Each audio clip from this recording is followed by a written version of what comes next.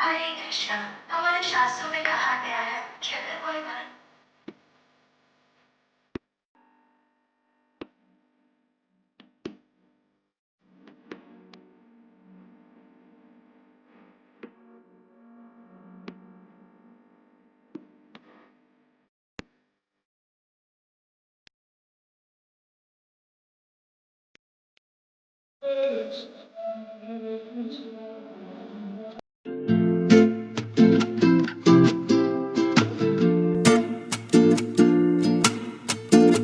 Hello everyone, welcome back to my channel. आप सभी को गुड मॉर्निंग, राधे राधे। कैसे हो आप सब? आई होप कि सब बहुत अच्छे होंगे और मैं भी अच्छी हूँ। और एक बार फिर से वेलकम है आपका न्यू व्लॉग में। तो जी सुबह का टाइम है और सुबह सुबह ये अलार्म मेरा बज गया था, तो मैं 5 बजे का अलार्म लगा के सोती हूँ। अभी फ़िलहाल तो मेरा 5 बजे का ही उठने का टाइम है। जैसे ही गर्मी आएंगी ना तो वही 4 बजे का मेरा टाइम हो जाता है। तो पहले मैं बैठ के भगवान को प्रणाम किया और उसके बाद जो धरती माँ है, धरती माँ को प्रणाम किया। तो टाइम हो चुका है 5:06 का। उसके बाद मैंने मंदिर का गेट खोला है और ये बाहर का गेट खोल दूँगी। तो ये जो 5 बजे का 4 बजे का ये जो टाइम होता है, ये ब्रह्म मुहूर्त का टाइम होता है, जो कि सूर्य निकलने से 1.5-2 घंटे पहले का जो टाइम होता है वो ब्रह्म मुहूर्त का होता है। और ब्रह्म मुहूर्त में उठने के हमें कितने सारे फ़ायदे होते हैं, जो कि सभी बड़े बुजुर्ग साधु महात्मा सभी बोलते हैं कि ब्रह्म मुहूर्त में हमें उठना चाहिए। तो मैंने अपने जीवन में यही नियम अपनाया हुआ है कि मैं सर्दी में 5 बजे उठ जाती हूँ और गर्मी के टाइम में मैं 4 बजे उठ जाती हूँ। और सुबह ब्रह्म मुहूर्त में उठने के जो फ़ायदे होते हैं वो आप मेरे व्लॉग में भी देखते हैं कि मेरे सारे काम ना टाइम से ख़त्म हो जाते हैं और मैं अपना पूजा पाठ भी बिल्कुल शांति से करती हूँ। कोई भी चहल पहल उस टाइम नहीं होती है, क्योंकि जितना दिन बढ़ता चला जाता है आगे उतनी ही चहल पहल घर में होने लगती है। और पूजा पाठ का कोई भी काम ना फिर सही से नहीं हो पाता है, क्योंकि काम इतने बढ़ जाते हैं। जैसे जैसे टाइम आगे को बढ़ता चला जाता है, 8 बजते हैं, 9 बजते हैं, उतना ही ना काम घर में बढ़ता चला जाता है। तो इसलिए पहले सारा साफ सफाई का करके एक्सरसाइज वगैरह करती हूँ और उसके बाद अपना पूजा पाठ का काम करती हूँ। तो सारे काम ना मेरे उस टाइम तक निमट जाते हैं जिस टाइम तक शायद कुछ लोग ना सो के उठते हैं। सुबह 7 बजे उठते हैं, कोई 8 बजे उठता है। तो उस टाइम तक ना मैं अपने पूजा पाठ, एक्सरसाइज और घर की साफ सफाई सारे काम ना ख़त्म कर देती हूँ।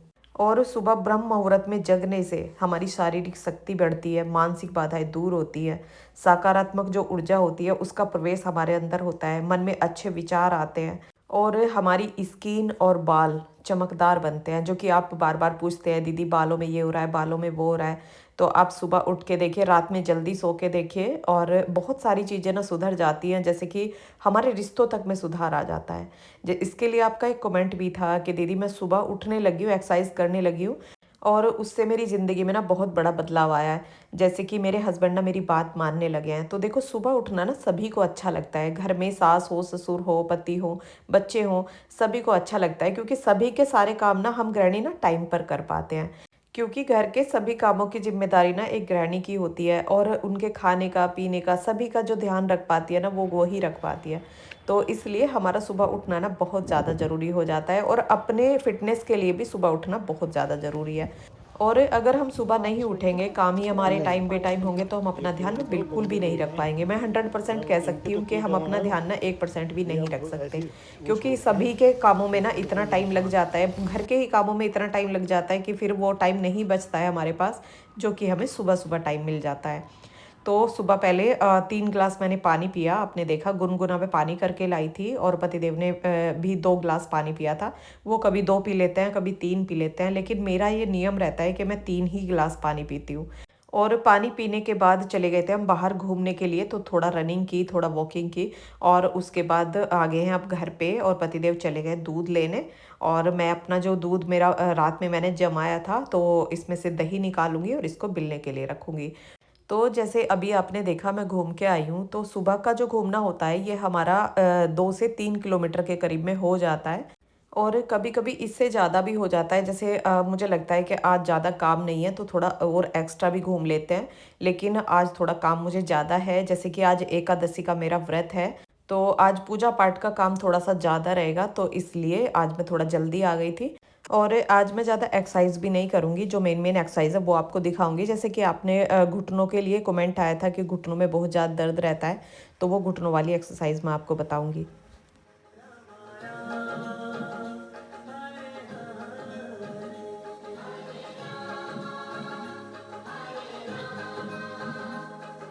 और यहाँ पे अब मैंने भजन चला दिए हैं और हरे कृष्णा हरे राम। आज के दिन ना ज़्यादा से ज़्यादा जब मैं यही करती हूँ, जितना भी हो जाए काम करते करते माला का जप सुबह को शाम को जैसे भी मुझे टाइम मिलता है तो मैं हरे कृष्णा हरे राम का जप करती हूँ। और एकादशी के व्रत के बारे में तो सभी जानते हैं और ऐसा कहा जाता है कि इसके बिना ना मुक्ति भी नहीं मिलती।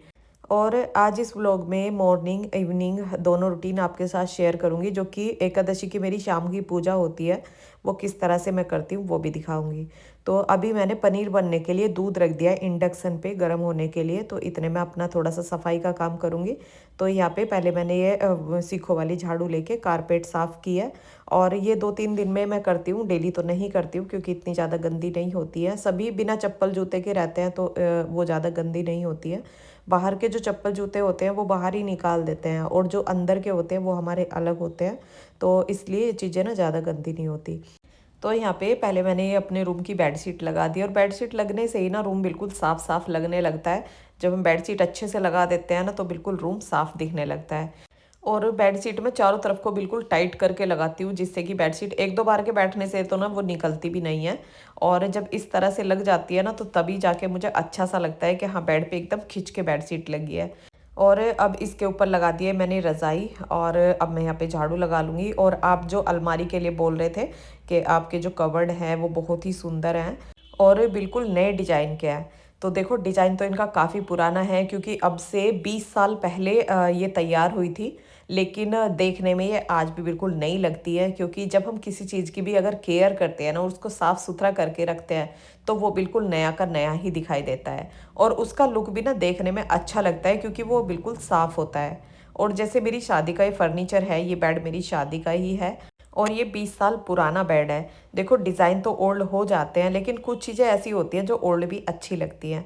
और पतिदेव ने ना कई बार बोला कि इसका जो सिरहाना है जो पायता है वो इसका चेंज करवा देते हैं, लेकिन मैंने चेंज नहीं करवाया क्योंकि ये मेरी शादी का है तो शादी की कुछ चीज़ें मैं अपना रखना चाहती हूँ। और जो ड्रेसिंग टेबल है, ड्रेसिंग टेबल के लिए भी कमेंट आया था कि दीदी बड़ा ही अच्छा ड्रेसिंग टेबल है आपका, आपने कहाँ से लिया, तो वो भी मेरी शादी का है।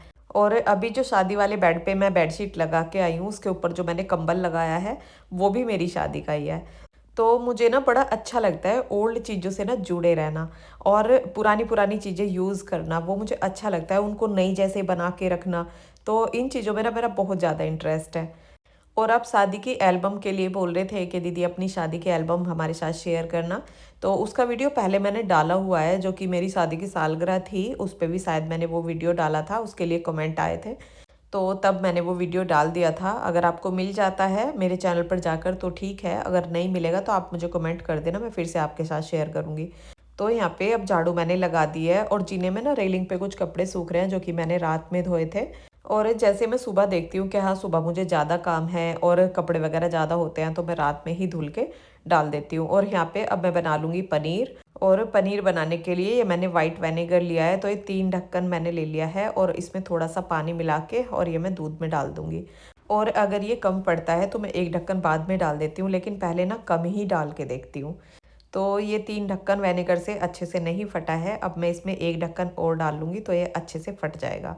और आपका ये कमेंट था कि रोज़ वीडियो डाला करो और रोज़ वीडियो क्यों नहीं आते हैं, आप बहुत इंतज़ार करवाते हो वीडियो का और रोज़ वीडियो बनाया करो। तो बना तो मैं लेती हूँ लेकिन उसको एडिट करने में ना बहुत ज़्यादा टाइम लगता है, मतलब 3-4 घंटे लग जाते हैं। तो जैसे ही मुझे टाइम मिलता है जब वीडियो एडिट हो जाता है तो आप तक वीडियो पहुँच जाता है। और 1 दिन तो बीच में मिस हो जाता है और अगर 2 दिन हो रहे हैं ना तो बहुत ज़्यादा अगर मैं बिज़ी होती हूँ तो तभी 2 दिन बीच में मिस होते हैं, नहीं तो 1 ही दिन मिस होता है। 1 दिन छोड़ के मैं वीडियो डाल देती हूँ और कभी-कभी ऐसा होता है कि हाँ लगातार 2-3 दिन हर दिन भी वीडियो चला जाता है। मतलब वो टाइम के ऊपर बात होती है, जैसे ही मुझे टाइम मिलता है। तो यहाँ पे पनीर भी बनके हमारा हो गया है तैयार और इसमें मैं थोड़ा-सा पानी चला देती हूँ जिससे कि जो विनेगर की खटास होती है ना वो भी निकल जाती है। और उसके बाद इसको रख दूँगी यहाँ पे छन्ने के ऊपर, जो कि एक्स्ट्रा पानी होगा ना वो भी नीचे को निकल जाएगा। और जो पनीर से निकला हुआ पानी है ये मैंने अलग करके भगोने में रख दिया है, इसको ऊपर लेके जाऊँगी जो कि इसको ले जाके पौधों में दूँगी। और इसको मैं किस तरह से पौधों में देती हूँ वो भी आगे आपको व्लॉग में दिखाऊँगी। और पौधों में ये पनीर वाला पानी डालने से ना पौधों की ग्रोथ अच्छी होती है क्योंकि इसमें ना बहुत सारा प्रोटीन इस पानी में भी होता है। तो इसलिए इसे ऊपर ले जाके ना मैं पौधों में दे देती हूँ। और अब ये भगोना भी मैं साथ साथ साफ़ करके रख दूँगी, क्योंकि किचन में ना फिर बर्तनों का ढेर लग जाता है और सिंक ना पूरा भर जाता है। और इतने कुछ खाना भी नहीं होता हमारा कि हाँ, किसी ने कुछ खाया है, पिया है, तब जाके बर्तन होते हैं। जैसे-जैसे किचन में काम होता चला जाता है ना, बर्तनों का ढेर लगता चला जाता है, तो इसलिए मैं साथ-साथ ही साफ़ करके रख देती हूँ, तो फिर सिंक भरता नहीं है। और यहाँ पे अब मैं आ गई हूँ वॉश बेसन पे, तो अब इसको साफ़ कर दूँगी और इसे मैं डेली हार्पिक से साफ़ नहीं करती हूँ। 1 दिन छोड़ के, 2 दिन छोड़ के ऐसे हार्पिक से साफ़ करती हूँ। तो अब वॉश बेसन साफ़ करके मैं आ गई हूँ यहाँ पे किचन में पोछा लगाने के लिए। और पानी का जितना भी काम है, जैसे बर्तन करते हैं हम तब भी पानी नीचे थोड़ा बहुत गिर जाता है, तो वो काम भी मैंने निपटा दिया है, वॉश बेसन साफ़ कर दिया है, क्योंकि जब उसे साफ़ करते हैं तब भी पानी नीचे टपकता है।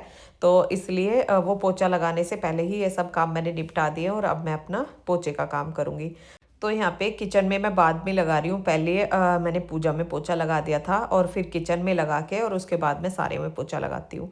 और जैसे सुबह मैं भजन बजाती हूँ और भजन बजाने के बाद सारा काम करती हूँ ना, तो सच बताऊँ भजन गुनगुनाती रहती हूँ और काम अपना करती रहती हूँ। तो बिल्कुल भी पता नहीं चलता है कि मैंने कितना काम कर लिया है। और जैसे आपके कमेंट होते हैं कि दीदी आप इतना काम करते हो, इतने अच्छे से काम करते हो, हमें बहुत अच्छा लगता है, बहुत मोटिवेशन मिलता है और आप इसी तरह वीडियो बनाते रहिए, हमें मोटिवेट करते रहिए।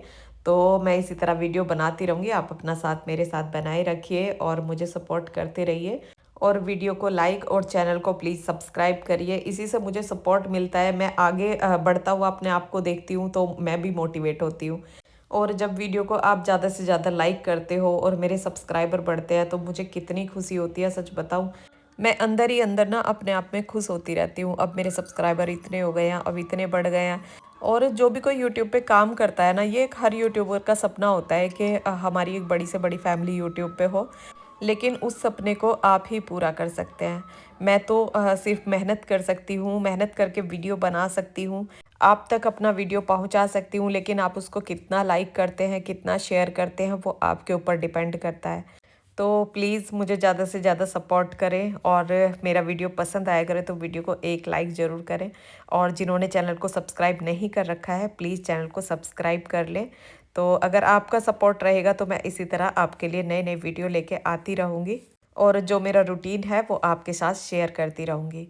तो यहाँ पे अब मैं करने लगी हूँ कपालभाति। और सबसे पहले जो खड़े होके मैंने एक्सरसाइज़ की थी वो घुटनों वाली की थी, जैसे कि आपका इसके लिए कमेंट था कि घुटनों में दर्द रहता है। तो वो जो फर्स्ट वाली एक्सरसाइज़ थी वो घुटनों की थी, उस एक्सरसाइज़ को आप करें अगर आपके घुटनों में दर्द रहता है।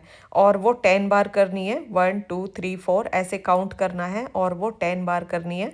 और फिर धीरे-धीरे ना उसका काउंटिंग ना बढ़ा देनी है। लेकिन स्टार्टिंग में कुछ दिनों तक आप 10-10 बार ही करिए, क्योंकि घुटनों में ना फिर अकड़न सी भी हो जाती है। तो जब वो कुछ टाइम के बाद ठीक हो जाएगी फिर अपना काउंटिंग ना बढ़ा दीजिए।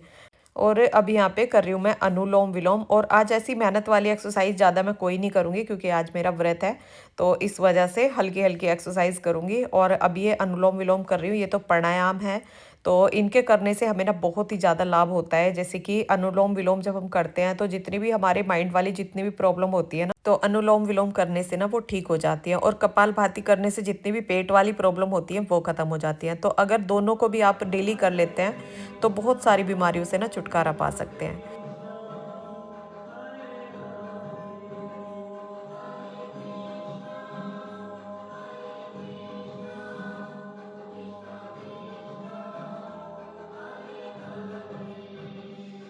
और ये अंदर साँस भर के और जब ओम नाम करते हुए और हम इस साँस को बाहर निकालते हैं, तो इससे भी ना हमारा माइंड ना एकदम फ्रेश हो जाता है।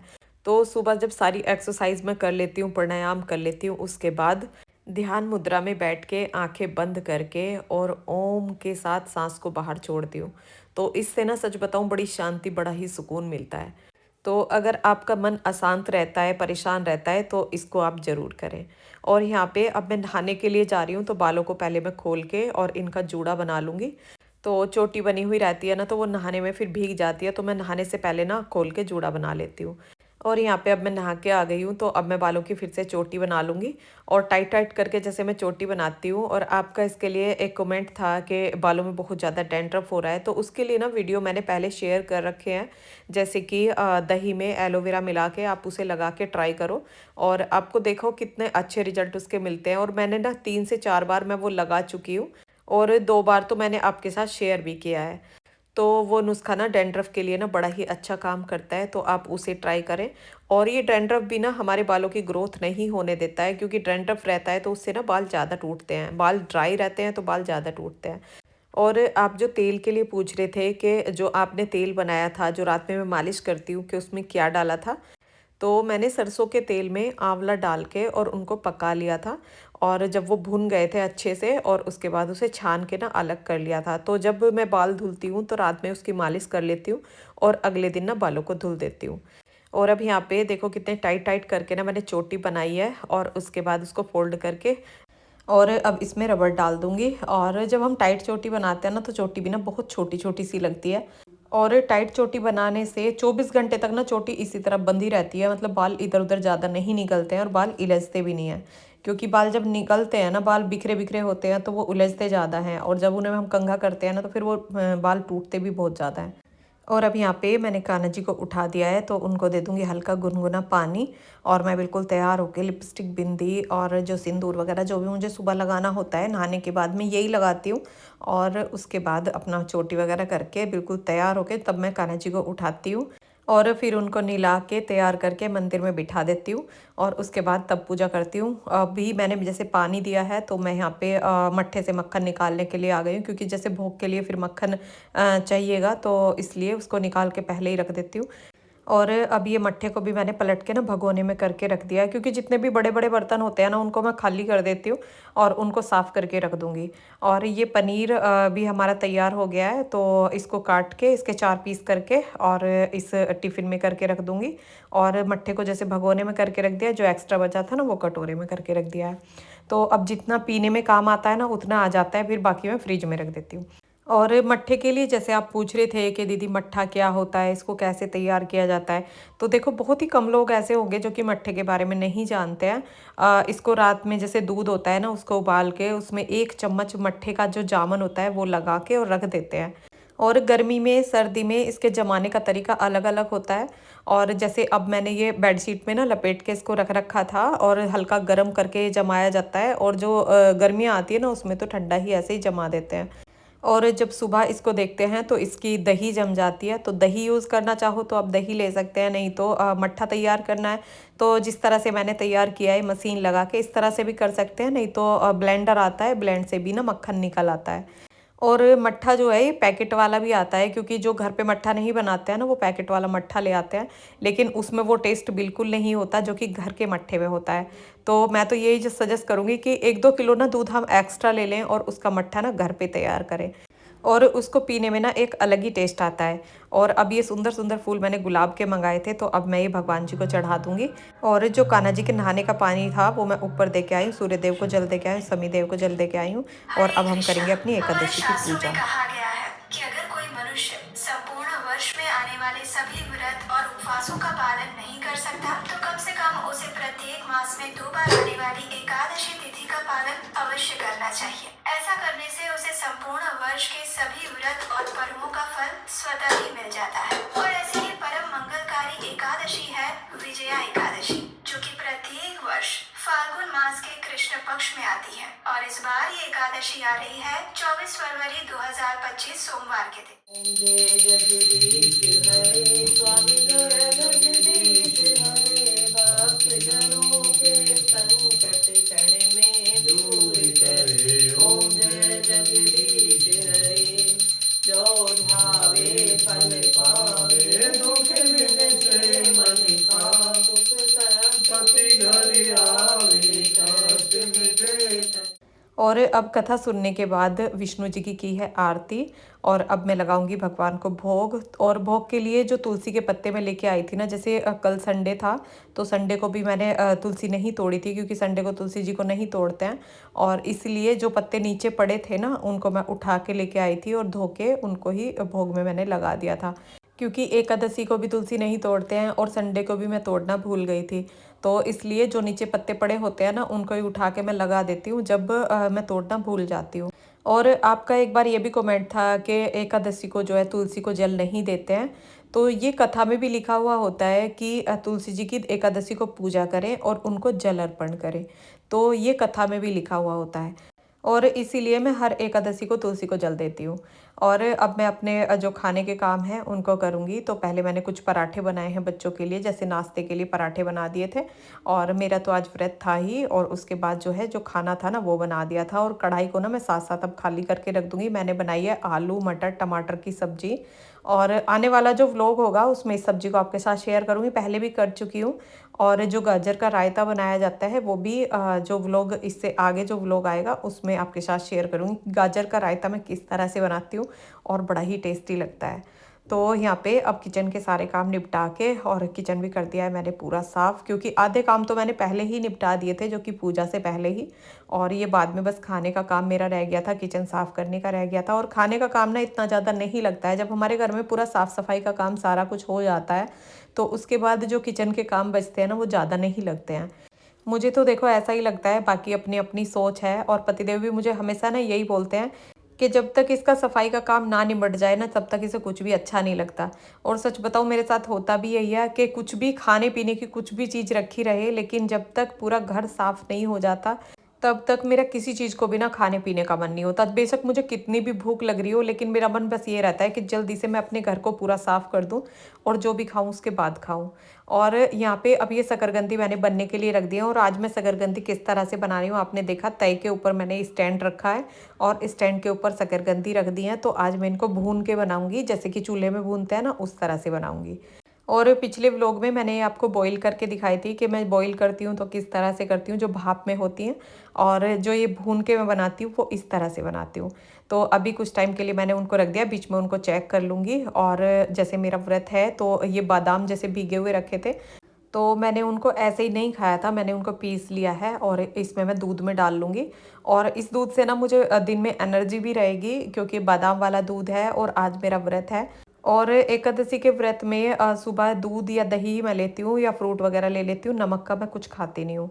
तो यहाँ पे दूध में मैंने बादाम डाल दिया। और पतिदेव बोल रहे थे खाली दूध मत पीना, कि दूध के साथ ना केला ले लेना। ऊपर जाके बैठ जाती धूप में। हाँ, केला ना लिया क्यों? अभी ना ले, मैं जब भी प्लेट में रख दो।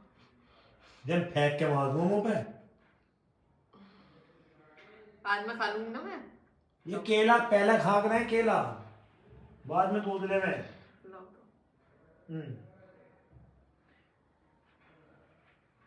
खाली पेट तो दूध के अपना ध्यान रखना शुरू कर दिया मैंने। हाँ, केला पहले खाएगी तो गैस नहीं बनाने का दूध। लो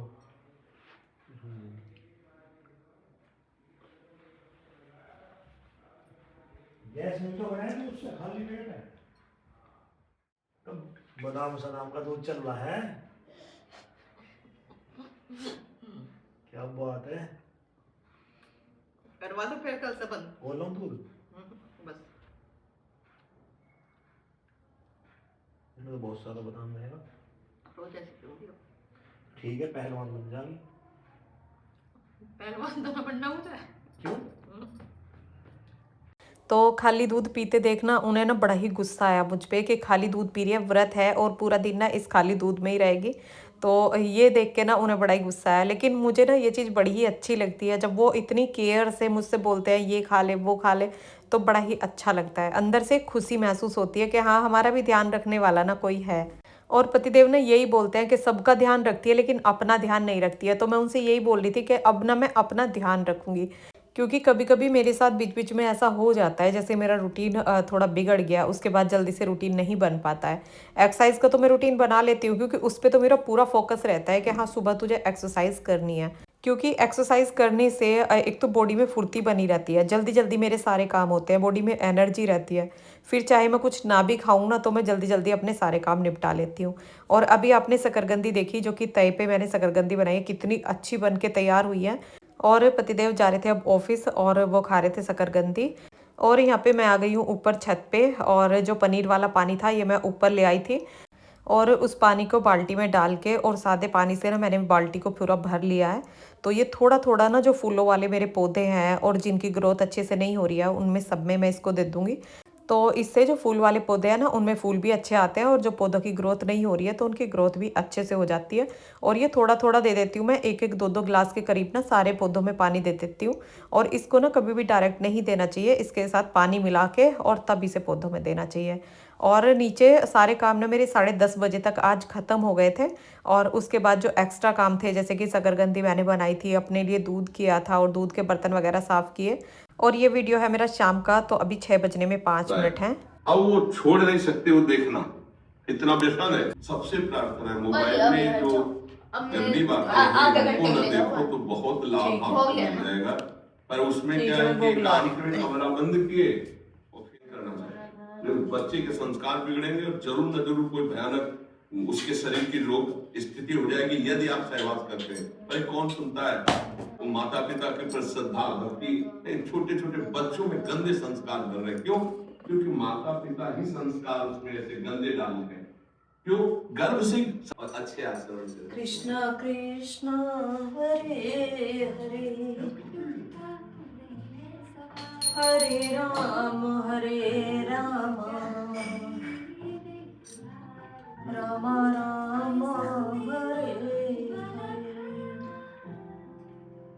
हरे, हरे कृष्ण कृष्ण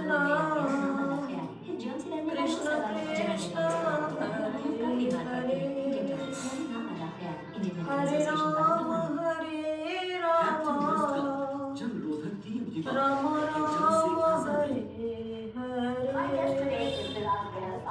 हरे कृष्ण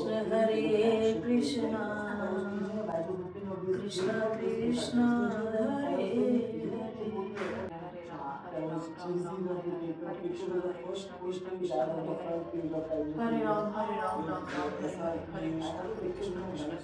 तो एकादशी को सुबह का शाम का जो भी मेरा माला का जप होता है वो हरे कृष्ण हरे राम का ही होता है।